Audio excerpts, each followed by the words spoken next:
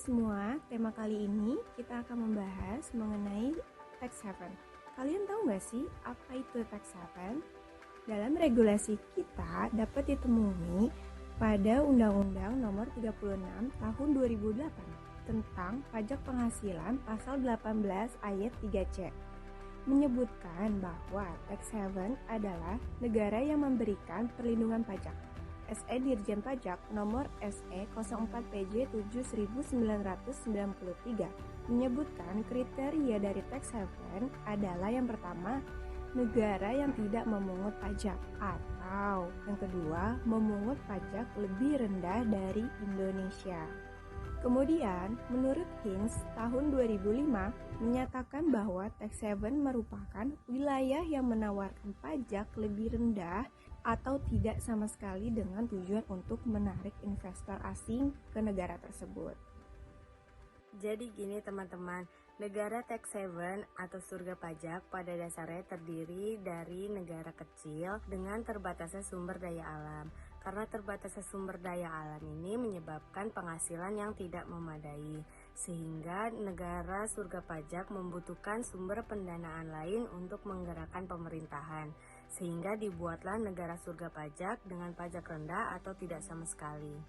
Kemudian para pengusaha di negara berkembang biasanya memanfaatkan tax haven country untuk menyembunyikan atau melarikan pajak dan menempatkan tax haven country sebagai negara-negara pusat finansial, tempat tujuan pelarian kapital.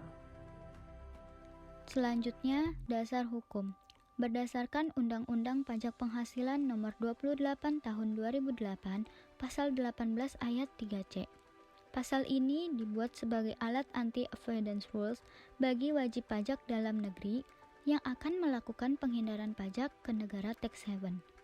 Pada tanggal 5 November 2019, Direktorat Jenderal Pajak mengeluarkan Per 61 PJ tahun 2009 tentang tata cara penerapan persetujuan penghindaran pajak berganda atau P3B.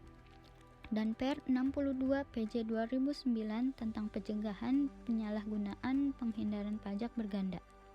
Penerapan P3B dalam Per 61 dan 62, fasilitas yang diberikan dalam tax treaty tidak dapat dinikmati jika perusahaan penerima passive income atau beneficial owner. Selanjutnya yaitu kriteria tax haven country.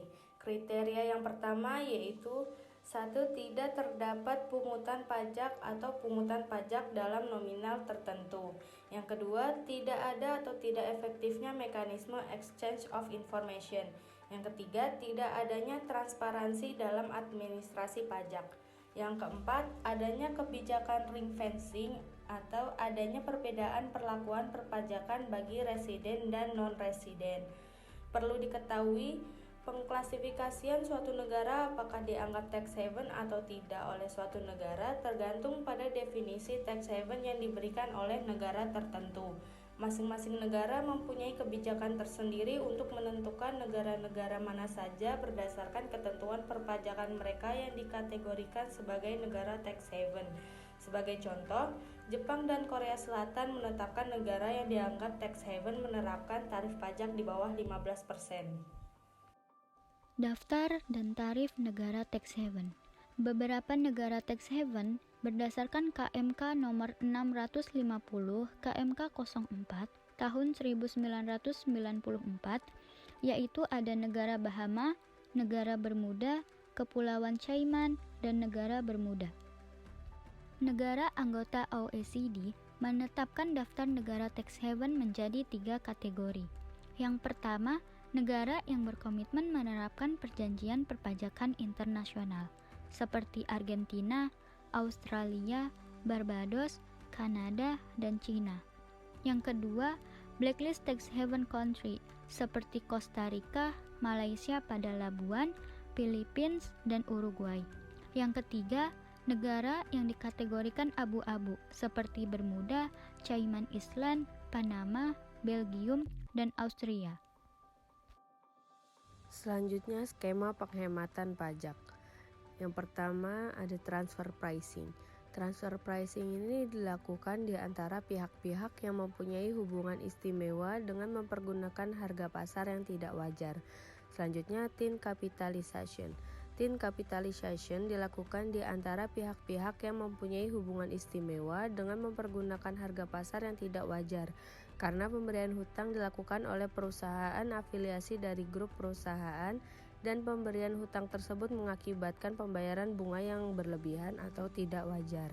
Selanjutnya, treaty shopping. Praktik treaty shopping merupakan bentuk agresif tax planning, di mana transaksi yang dilakukan hanya semata-mata untuk mendapatkan keuntungan perpajakan tanpa adanya tujuan untuk melakukan usaha yang baik atau good faith in doing business, dan tidak memenuhi tujuan dari pembuatan kebijakan perpajakan atau intention of the law. Selanjutnya, Controlled Foreign Corporation atau CFC. Controlled Foreign Corporation atau CFC, adanya hubungan istimewa dan pengendalian antara CFC dan induk perusahaan di dalam negeri memungkinkan adanya penentuan harga transfer yang menguntungkan secara grup. Hal tersebut dipicu dengan adanya perbedaan perlakuan perpajakan antara ketentuan domestik dengan negara tempat CFC didirikan.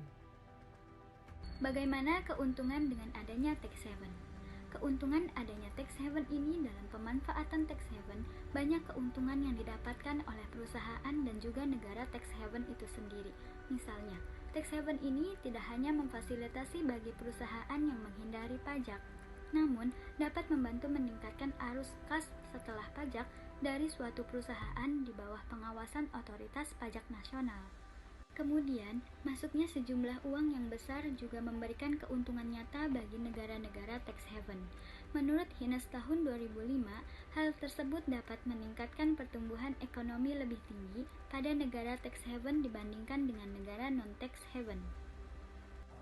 Teman-teman, memang banyak sekali keuntungan yang didapatkan dari adanya negara tax haven, tetapi dampak negatifnya juga sangat banyak, terutama bagi negara yang ditinggalkan. Dampak ini berupa berkurangnya penerimaan pajak.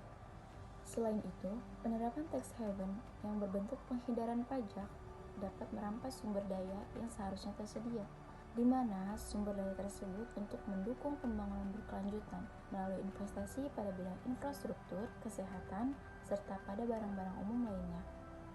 Nah, kemudian adanya globalisasi membuat orang-orang semakin mudah melakukan pengalihan pendapatan atau aset mereka ke luar negeri, sehingga tidak terlihat oleh otoritas pajak. Oleh sebab itu, berdasarkan hal tersebut, maka dapat terjadi adanya praktik penghindaran pajak dalam lingkup internasional. Hai, kali ini aku mau bahas mengenai fenomena yang terjadi karena adanya tax haven, yaitu terjadinya Panama Papers. Kebocoran 11,5 juta file dokumen finansial terbesar yang belum pernah terjadi sebelumnya dari database Mossack Fonseca yang merupakan firma hukum terbesar keempat yang berbasis di Panama, yang mengurusi bisnis yang bebas atau tidak dikenakan pajak. File-file ini berisi tentang bagaimana orang-orang terkenal dan kaya raya menyembunyikan kekayaannya dari kewajiban membayar pajak. Kemudian, secara total, kebocoran ini berisi informasi lebih dari 214.000 entitas bebas pajak yang terhubung ke orang-orang kaya di lebih dari 200 negara, termasuk cukup banyak dari Indonesia yang melakukan penggelapan pajak yang jumlahnya mencapai ribuan triliun, kurang lebih 899 orang, dan perusahaan di Indonesia yang menjadi perusahaan offshore maupun menjadi pemegang saham dan direktur perusahaan offshore tersebut disembunyikan di negara-negara surga pajak ini. Pada kasus Panama Papers tahun 2016, jutaan dokumen finansial dari sebuah firma hukum asal Panama yang bernama Mossack Fonseca bocor dan mengungkapkan bagaimana jejaring korupsi dan kejahatan pajak para pengusaha, kepala negara, agen rahasia, hingga pesohor sampai buronan, serta orang-orang terkenal dan kaya raya yang menyembunyikan kekayaannya dari kewajiban membayar pajak. Bocornya data ini bermula ketika koalisi media internasional yang bernama International Consortium of Investigative Journalism atau bisa disingkat ICIJ dan surat kabar asal Jerman yang bernama Süddeutsche Zeitung menerima data dari seorang sumber anonim lebih dari setahun yang lalu. Menurut ICIG, data itu berupa email spreadsheet keuangan, paspor, dan catatan-catatan perusahaan yang merinci bagaimana orang-orang kuat ini memanfaatkan bank, firma hukum, dan perusahaan-perusahaan kategori shell company untuk menyimpan aset mereka. Setelah skandal Panama dan Paradise Paper tahun 2016 dan 2017, publik kembali dibuat gempar dengan adanya kasus Pandora Papers. Pasalnya, International Consortium of Investigative Journalists memberitahukan bahwa Pandora Papers mempunyai skala dan tantangan yang lebih besar ketimbang dua publikasi lainnya, di mana para perusahaan, orang kaya, atau pejabat suatu negara menghindari kewajiban perpajakannya menggunakan praktik transfer pricing pada negara yang memberikan pajak lebih rendah bahkan tanpa pemungutan pajak.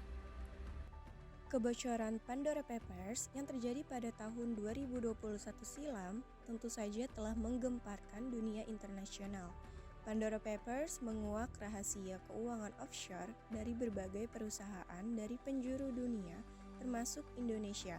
Sejumlah pimpinan Indonesia terekam dalam paper tersebut atas tindakan pencucian uang melalui perusahaan cangkang. Tindakan pencucian uang melalui perusahaan cangkang tersebut diperparah dengan permasalahan keterbatasan dan kepalsuan informasi mengenai beneficial ownership yang sejatinya digunakan untuk menemukan pemilik manfaat asli dari sebuah perusahaan.